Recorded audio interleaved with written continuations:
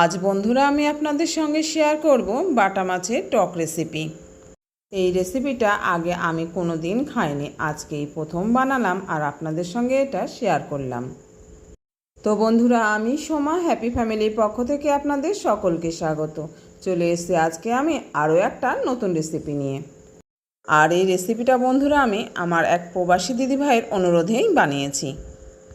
তোমাদের সহচরী দীপিকা আইডি থেকে দীপিকা দিদিভাই আমাকে কদিন আগে অনুরোধ করেছিলেন এই রেসিপিটি দেখানোর জন্য।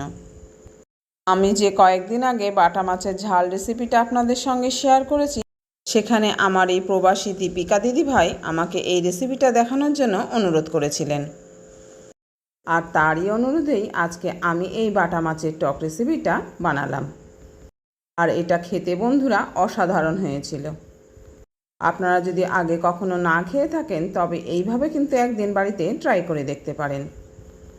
এখানে আমি লবণ হলুদ মাখানো দুটো মাঝারি সাইজের বাটা মাছকে কেটে আমি 4 টুকরো করে নিলাম। আর ওভেনে কড়াইতে আমি তেলও বসিয়ে দিয়েছি গরম করার জন্য। কড়াইয়ের তেলটা গরম হয়ে গেছে, এখন আমি মাছগুলোকে দিয়ে দিলাম কড়াইয়ের মধ্যে। মাছগুলোকে এখন আমি খুব ভালো করে ভেজে নেব। আর এই মাছ ভাজা হতে হতে বন্ধুরা আপনারা সবাই কিন্তু ভিডিওটিতে একটা লাইক দিয়ে ভিডিওটি কন্টিনিউ করবেন।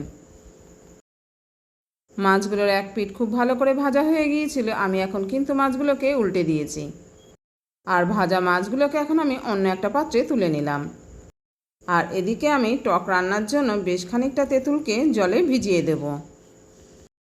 তেঁতুল টক খাওয়ার জন্য আমার ঘরে সবসময় আনা থাকে। এখান থেকে পরিমাণ মতো তেঁতুল নিয়ে আমি জলে ভিজিয়ে দিলাম। এই যে বন্ধুরা, কিছুটা পরিমাণে তেঁতুল নিয়ে আমি জলে খুব ভালো করে ডলে ডলে ভিজিয়ে দেব। আমার মনে হলো তেঁতুলের পরিমাণটা একটু কম হয়ে গেছে, তাই এখান থেকে আমি আরও একটু তেঁতুল নিয়ে জলে ভিজিয়ে দিলাম। আর এইভাবে পরিমাণ মতো তেঁতুল নিয়ে আমি এই জলের মধ্যে এটাকে খুব ভালোভাবে কষলে কষলে ভিজিয়ে দেব। আমরা তো বিভিন্ন মাছের টক অনেকেই অনেক রকমভাবে খেয়েছি, তবে এইভাবে আমার মতো যদি কোনো দিন বাটা মাছের টক না খেয়ে থাকেন বন্ধুরা, তবে কিন্তু অবশ্যই একদিন বাড়িতে এটা রান্না করে খেয়ে দেখতে পারেন।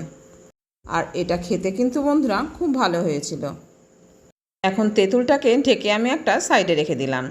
আর ওভেনে বসিয়ে দিলাম আমি একটা কড়াই। আমি কিন্তু মাছ ভাজার কড়াইটাকে চেঞ্জ করে নিয়েছি। আর কড়াইটাকে গরম করে নিয়ে আমি এর মধ্যে দিয়ে দিলাম 1 চামচ সর্ষের তেল। এরপর শুকনো লঙ্কা, সাদা জিরে ও 1 টুকরো গ্রেট করা আদা ফোড়নে দিলাম। আর এই যে বন্ধুরা, প্রতিদিনের এক অভ্যেস, ক্যামেরা কিন্তু অন করতে ভুলে গেছি। সাদা জিরে আর শুকনো লঙ্কা ফোড়ন দিয়ে আমি এখানে দিয়ে দিয়েছি 1 চামচ লাল লঙ্কার গুঁড়ো। এটা শুধুমাত্র কালার আসার জন্য। লাল লঙ্কার গুঁড়ো দিয়ে আমি এরপর দিয়ে দিলাম পরিমাণ মতো লবণ ও হলুদ। লাল লঙ্কার গুঁড়ো, লবণ, হলুদ দিয়ে কিন্তু বন্ধুরা খুব বেশি সময় এটাকে রাখা যাবে না, খুব তাড়াতাড়ি এটাকে নেড়েচেড়ে নিতে হবে। এটাকে একটু নেড়েচেড়ে নিয়ে এখন আমি এর মধ্যে দিয়ে দিলাম যে তেঁতুলটাকে আমি জলে ভিজিয়ে রেখেছিলাম সেই জলটা। উপর থেকে ছেঁকে আমি জলটা দিয়ে দিলাম। বাটির মধ্যে এই জলের নিচে বীজের সঙ্গে কিন্তু অনেক নোংরাও থাকে, তাই খুব সাবধানে আমি উপর থেকে ছেঁকে জলটাকে দিয়ে দিলাম। চাইলে আপনারা এটা ছাঁকনিতেও ছেঁকে দিতে পারেন। জলের পরিমাণ একটু কম হয়, আমি ওগুলোকে আবারও একটু জল দিয়ে ধুয়ে নিয়ে আবারও উপর থেকে জল দিয়ে দিলাম। আর বাটির নিচের এই বীজগুলোকে আমার আর প্রয়োজন নেই, এগুলোকে ফেলে দেব। এখন আমি টক রান্নার জন্য পরিমাণ মতো জল দিয়ে দিয়েছি। আপনারা চাইলে এই জলটাকে কম বেশি করে দিয়ে দেবেন। আর পরিমাণ মতো জল দিয়ে আমি কড়াইটাকে ঢেকে দিয়েছি। জলটাকে 2 মিনিট ভালো করে ফুটিয়ে নেব। এদিকে পাশের ওভেনে আমি একটা ছোট তড়কা প্যান বসিয়ে দিলাম। এই বাটিতে আমি 1 চামচ মতো 5 ফোড়ন আর সামান্য একটু সাদা জিরে নিয়েছি। এখন এই তড়কা প্যানে এটাকে হালকাভাবে ভেজে নেব। আর এই কাজটা কিন্তু বন্ধুরা শুরুতেই আমার কড়াইতে করে নিতে পারতাম, তখন শুকনো খোলায় এটাকে একটু ভেজে নিলে আমার এই পরে কাজটা করতে হতো না। তবে তখন ভুলে গিয়েছিলাম, আমি কড়াইতে তেল দিয়ে দিয়েছিলাম, তাই এখন আলাদাভাবে এটাকে আমি একটু ভেজে নিলাম। আর এদিকে টকটা কিন্তু বন্ধুরা ফুটে গেছে। কড়াইয়ের ঢাকাটা খুলে নিয়ে আমি গ্যাস ওভেনটাকে একদম লো করে দিলাম।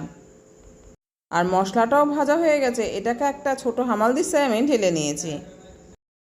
আর এই ফুটে যাওয়া টক জলের মধ্যে এখন আমি দিয়ে দিলাম ভেজে রাখা বাটা মাছগুলোকে। ভাজা মাছগুলোকে দিয়ে আমি একটু নেড়ে চেড়ে নিয়ে কড়াইটাকে কিন্তু আবারও ঢেকে দেবো। এই যে বন্ধুরা, মাছগুলো দেওয়ার পর কিন্তু কড়াইটাকে আমি আবারও ঢেকে দিলাম 7-8 মিনিটের জন্য। আর ততক্ষণে আমি এই ভাজা মশলাটাকে একটু গুঁড়ো করে নেব। যে কোনো টক বা চাটনি রেসিপিতে বন্ধুরা এই রকম ভাজা মশলা কিন্তু একটু নামানোর আগে ছড়িয়ে দিলে সেটা কিন্তু খেতে দারুণ লাগে, আর ওর সেন্টটাও কিন্তু খুব সুন্দর হয়।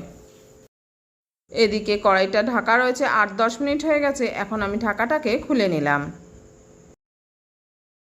ঢাকা খুলে আবারও মাছগুলোকে একটু নেড়ে চেড়ে দিলাম। এখন এই মাছের টকে লবণের পরিমাণটা ঠিক আছে নাকি একটু চেক করে নিতে হবে। তো বন্ধুরা, আমি লবণটা একটু চেক করে নিলাম। লবণের পরিমাণ কম থাকায় আমি দিয়ে দিলাম সামান্য পরিমাণে লবণ। এই যে বন্ধুরা, আমি কিন্তু পরিমাণ মতো লবণ দিয়ে দিলাম। আর এই লবণের সঙ্গে আমি টকের ব্যালেন্সটা রাখার জন্য সামান্য পরিমাণে চিনিও দিয়ে দিলাম। এখানে বন্ধুরা যে যার স্বাদ অনুযায়ী চিনির পরিমাণটাকে বাড়িয়ে কমিয়ে দেবেন। আমার কিন্তু রান্নাটা প্রায় হয়ে এসছে। এখন আমি এর মধ্যে দিয়ে দেব ভেজে রাখা গুঁড়ো মশলাটাকে। এই যে বন্ধুরা, ভেজে রাখা মশলাটাকে এখন আমি এর মধ্যে দিয়ে দিলাম। আর ভাজা মশলা দেওয়ার পর এটাকে ভালো করে একটু নেড়ে চেড়ে দেবো। তারপর আমি গ্যাস ওভেনটাকে কিন্তু অফ করে দেবো। আর গ্যাস ওভেন অফ করে আমি 2 মিনিট এটাকে ঢেকে রেখে দেবো। আর তারপর এটাকে নামিয়ে নেবো আমি সার্ভিং বলে। তাহলে বন্ধুরা, আজকে বাটা মাছের টকের রেসিপি আপনাদের কীরকম লাগলো জানাতে কিন্তু ভুলবেন না। ভালো লেগে থাকলে লাইক, কমেন্ট ও শেয়ার করবেন। আর চ্যানেলে নতুন বন্ধু এসে থাকলে চ্যানেলটিকে সাবস্ক্রাইব করে অবশ্যই আমার পাশে থাকবেন। তাহলে আজ এই পর্যন্ত বন্ধুরা, ফিরে আসছি পরের ভিডিওতে অন্য কোনো রেসিপি নিয়ে। আপনারা ভালো থাকবেন, সুস্থ থাকবেন, এইভাবেই আমার সঙ্গে থাকবেন। আর এত সময় ধৈর্য সহকারে যে সকল বন্ধুরা আমার সঙ্গে রয়েছেন তাদের জন্য রইল অনেক অনেক ভালোবাসা। আর আপনাদের এই ভালোবাসার জন্য কিন্তু বন্ধুরা আমি একটু একটু করে সামনের দিকে এগোতে পারছি।